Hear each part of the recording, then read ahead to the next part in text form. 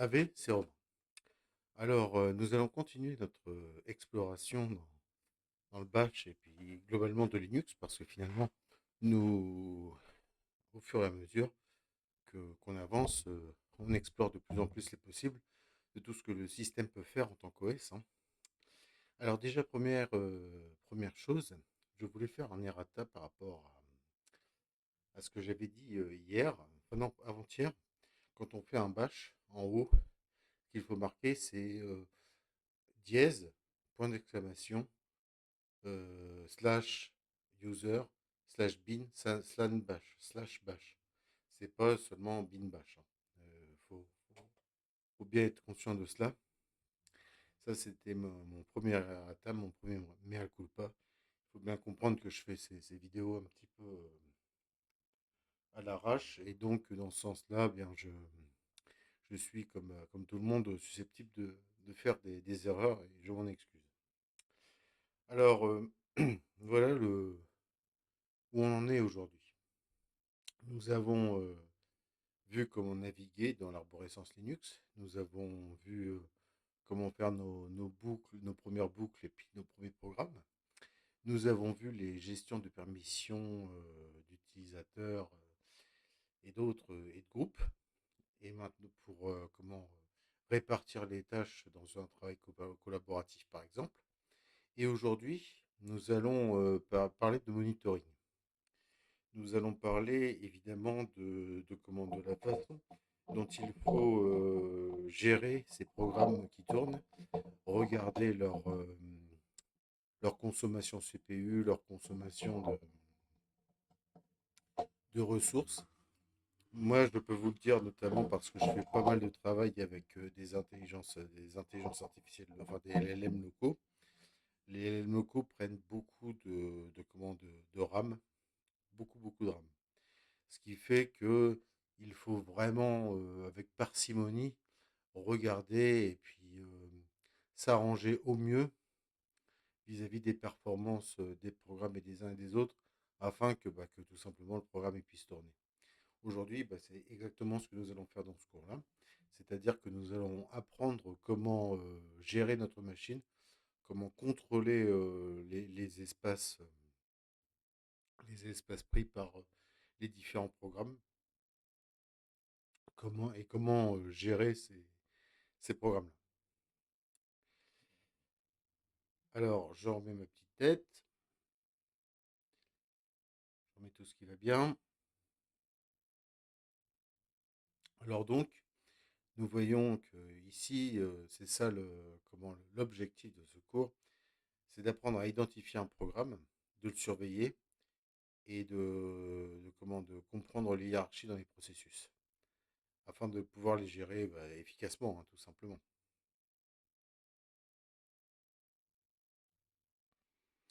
Alors, comment est-ce qu'on peut voir les programmes? Là, vous avez par exemple tous les programmes qui sont là. Là, c'est un bash que je vais lancer. Et là, c'est un autre PS. Ça, c'est pour contrôler les programmes. Là, je suis sur mon petit ordinateur. C'est simplement mon studio d'enregistrement. Donc, vous voyez bien que c'est pas très important. Il n'y a pas beaucoup de programmes, quoi. C'est surtout là, en fait, la seule chose qui tourne, c'est OBS, quoi. Ça doit être ça le bash. PS-EF.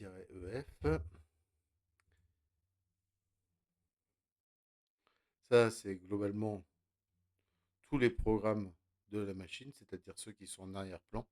Pas ceux que j'ai activés, mais ceux qui sont lancés simplement par la machine à partir du moment où ça démarre.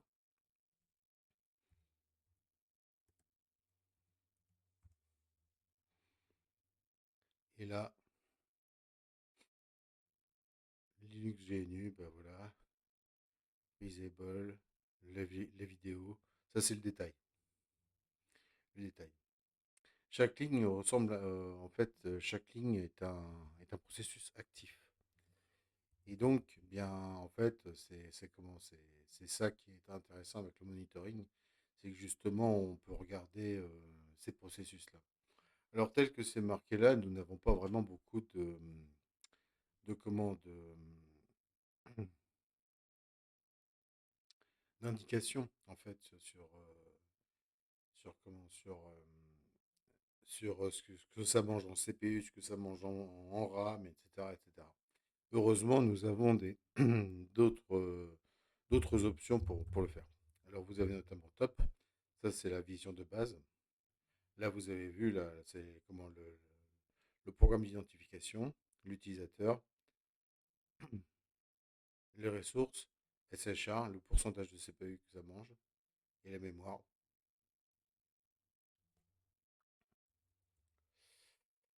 Pour quitter, après avoir mis top, on tape entrée et puis Q, et puis comment on quitte top. Mais ça, c'est pas le meilleur des programmes pour faire ce qu'on veut. Je ne sais pas si je l'ai installé sur cette machine, mais à top, il faut rajouter htop. Alors, je vais regarder si je l'ai. Non, je ne l'ai pas. Alors, sudo apt install htop. Ça va pas prendre longtemps. Hop,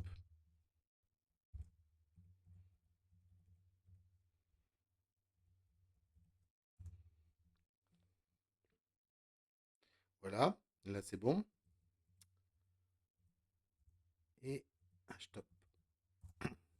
Et là, vous voyez exactement tout ce qui est important. Là, c'est par exemple la mémoire que ça prend, le swap, les tâches, le CPU que ça prend.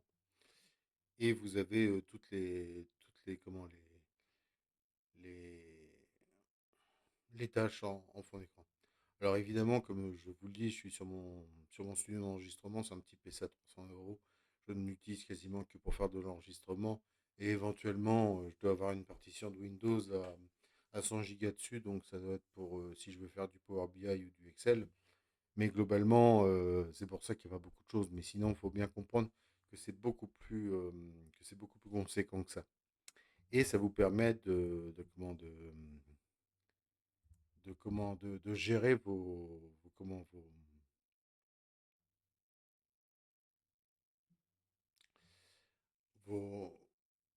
vos tâches. Notamment parce que HTOP, par exemple, vous permet, par exemple, d'arrêter en temps réel de comment de gérer vos programmes et puis peut-être mettre une urgence. Alors, à partir de ce moment-là, dans vos programmes, vous avez des options pour pouvoir les gérer vis-à-vis de votre terminal. Vous avez par exemple la commande sleep 30. Alors 30, sachant que c'est plus, ça peut être étendu, hein. Là, je prends 30 en exemple, mais ça va mettre en comment, en sommeil votre programme. Alors, vous avez aussi, attendez,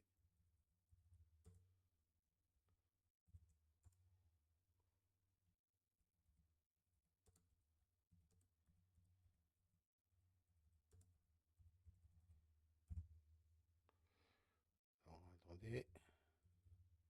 Moi, je vous dis, je vais quasiment jamais de monitoring. Alors là, on vient de le mettre, sleep 30. Donc, ça met en pause pendant 30 secondes. Là, ça met en pause 30 secondes. Et voilà, on arrête. Donc, vous avez aussi Jobs. Alors ça, qu'est-ce que c'est que Jobs? Comment les processus en arrière-plan. Ici, on n'a rien. Alors, vous avez, pour mettre les jobs en arrière-plan, en premier plan, vous avez, voilà, alors, oui, c'est ça, hein. Là, ça va mettre une tâche qui est en arrière-plan, ça va le mettre au premier plan. Et évidemment, bah, l'autre qui est, comment, aussi, son contraire, finalement, ça va la remettre en arrière-plan. c'est-à-dire une tâche qui est en premier plan, on va la mettre en arrière-plan. Et évidemment, la fameuse commande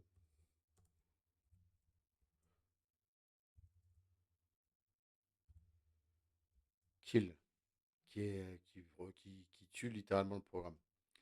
Dans HTOP, alors là je ne vous le montre pas parce que j'ai que des programmes qui sont essentiels à ma session, mais vous pouvez, par exemple, là je vais vous le remontrer, HTOP. En fait, vous pouvez naviguer et par exemple, mettons, vous voulez arrêter là ce programme-là, vous tapez kill et ça va le tuer. Là, je le fais pas comme je vous le dis parce que j'ai que des programmes qui sont essentiels. C'est simple, ça arrête complètement mes sessions si je le fais, donc je peux pas vous le montrer comme ça. Mais je vous demande de me croire sur parole. Kill pourcentage. De toute façon, toutes les commandes, et dites-vous bien que toutes les ressources dont je parle dans ces cours-là, c'est en lien dans mon GitHub. Donc, il n'y a aucun problème, c'est toutes les Linux Shell Basics, je crois. Tout est à disposition dans mon GitHub. Si vous voulez chercher quelque chose, vous pouvez le cloner, le mettre sur votre PC. Vous avez quasiment tout ce qu'il faut, en fait, pour être à l'aise avec Linux, pour pouvoir commencer à être junior en développement de Bash et puis être intermédiaire avancé dans la gestion de Linux. Il n'y a aucun problème. Faites-vous plaisir. Alors, maintenant, gérer les processus. Par exemple, là, il y a Firefox qui tourne.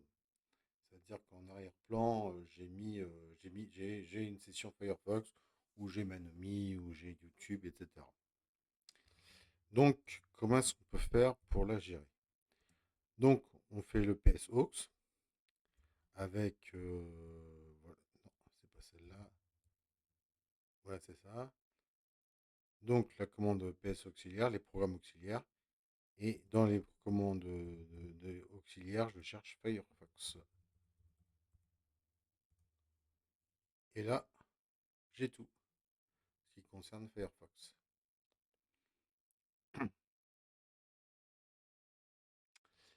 Donc, vous pouvez identifier très clairement un programme et voir très spécifiquement le programme via un pipeline, comme on l'a vu, hein. Je rappelle la commande. Et là, PSaux, là le pipeline. Et ensuite, on cherche spécifiquement le programme qui contient Firefox. Et donc, vous avez ici tout ce qui est nécessaire à bien gérer votre Firefox. Là, je prends Firefox, vous avez compris l'idée, hein, je ne vais pas me répéter. Pour terminer un processus, alors comme je vous l'ai montré tout à l'heure, voilà, vous avez ce qu'on appelle un PS, un PID, d'accord? Et par exemple, là, si je voulais arrêter celui-là, il faudrait taper kill 8, 9, 10. Et ça arrêtera donc le bash ici, mais je ne le ferai pas, évidemment, je ne me répéterai pas. Et vous pouvez aussi changer la priorité des programmes. Par exemple, si je voulais mettre Firefox en priorité, vous mettriez sudo nice-5.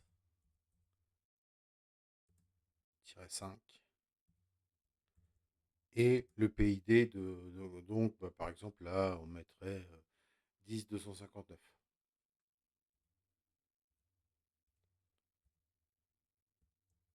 Ça mettrait le programme en priorité.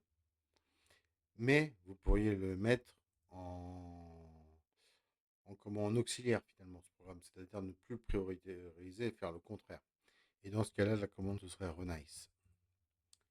Et là, vous remettriez le programme, finalement, vous relégueriez le programme. Plus la valeur est basse, plus le processus est prioritaire. Et plus comment. Et donc, c'est pour ça que c'est important de prioriser ou pas les programmes parce que en fait ça montre un petit peu, c'est en fait Linux attribue la consommation de CPU en fonction de la priorité du programme, hein, tout simplement. Et donc, c'est pour ça que c'est important à regarder. Alors maintenant, faisons un petit cas pratique. Nous allons créer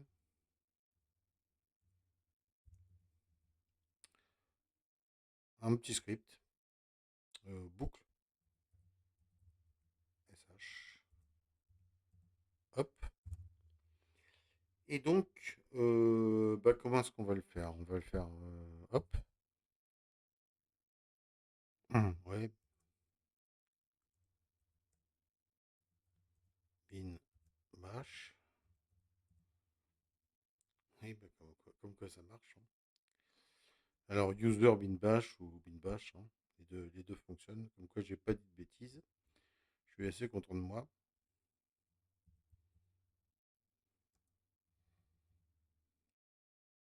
Vous savez, c'est toujours problématique parce que moi, je commence à le faire vraiment très machinement. Très machinalement, donc comme je le fais quasiment par cœur, je me souviens plus vraiment de ce que je fais quand j'entre un truc. C'est vraiment, je dis ça vraiment pas pour me la péter, mais c'est un peu le cas, quoi.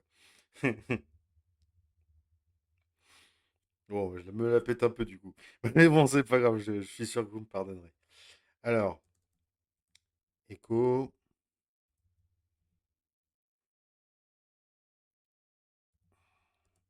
Là, on applique ce dont on avait parlé, c'est-à-dire on fait une boucle, hein, processus actif. On fait une boucle tout simple qui ne s'arrête jamais. Ok.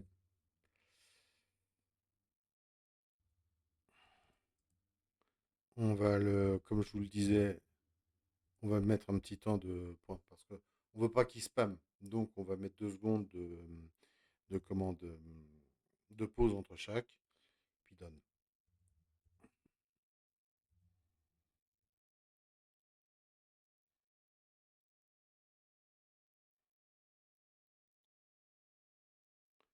Et donc, un autre programme en parallèle.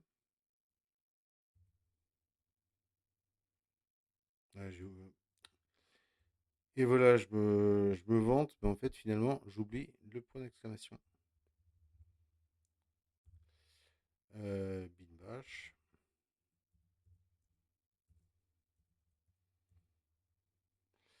Alors donc, pendant que tout ça est vrai, enfin, tout cela est fiction, quoi, en fait, tu fais ça,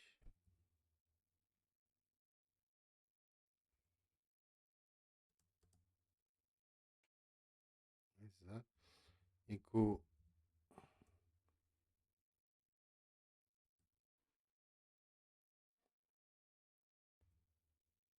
processus actif,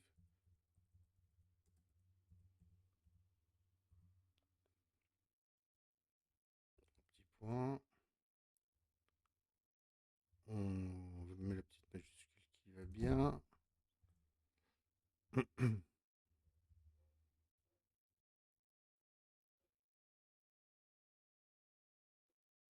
Non, mais je suis complètement con, pourquoi je le fais 2 fois, moi? Oh, je suis bête, excuse-moi. Donc là, c'est bon. CTRL O, entrée, CTRL X. On va rentrer bash. Pourquoi je l'ai fait 2 fois, moi? C'est parce que en fait, je relisais mes notes et je l'ai marqué 2 fois comme un imbécile. Boucle SH.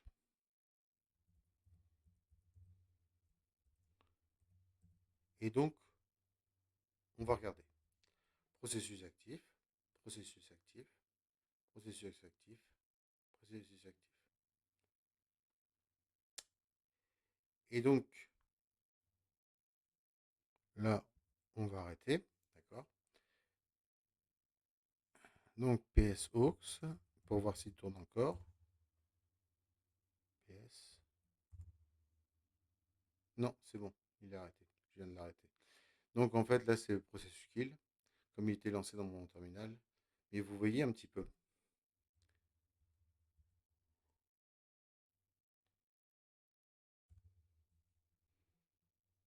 Processus actif. En fait, En fait, avec, par exemple, avec un autre terminal, là je peux pas parce qu'il faudrait que j'ouvre un autre terminal.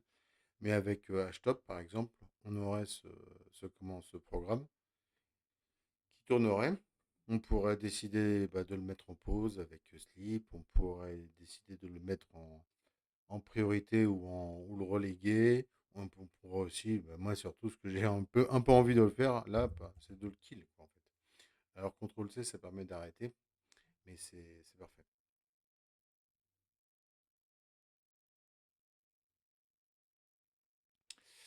Voilà, donc en fait, que dire en conclusion? En fait, en conclusion, je remets mon truc. En conclusion, en fait, on peut voir qu'on peut complètement gérer notre espace de travail via, via Linux et puis via le terminal, notamment avec Htop, avec toutes les commandes que je vous ai présentées. Ça permet, ça permet une meilleure gestion de nos tâches. En effet, le matériel informatique est dans ce qu'il est. Moi, par exemple, j'ai quand même un bon PC pour mes tours, pour ma tour, mais quand même, il est quand même assez limite pour faire de l'intelligence artificielle. J'ai un GPU, je peux quand même faire des choses, hein, il y a aucun sujet là-dessus. Mais par contre, c'est vrai que je suis plus limité en RAM qu'un PC à 10 000 euros, quoi, pour le dire tout simplement. Et avec Linux, vous voyez que vous pouvez gérer vos tâches, les prioriser ou les déprioriser, et les tuer ou même les mettre en sommeil. Et ça vous permet ainsi de mieux gérer vos tâches pour finaliser vos travaux. Nous arrivons bientôt à la fin. Alors, en conclusion, voilà ce que je voulais vous dire pour le monitoring. Je vous avais dit 5 cours. On va peut-être partir sur 6. Je, je regarde encore, mais demain, on va parler des scripts dynamiques. Et après, on va peut-être faire un dernier cours, puis peut-être une surprise, mais je pense pas que ce sera prêt pour cette semaine. Je pense que ce sera pour la semaine d'après. Voilà, écoutez, il ne me reste plus qu'à vous souhaiter une excellente soirée. Au revoir.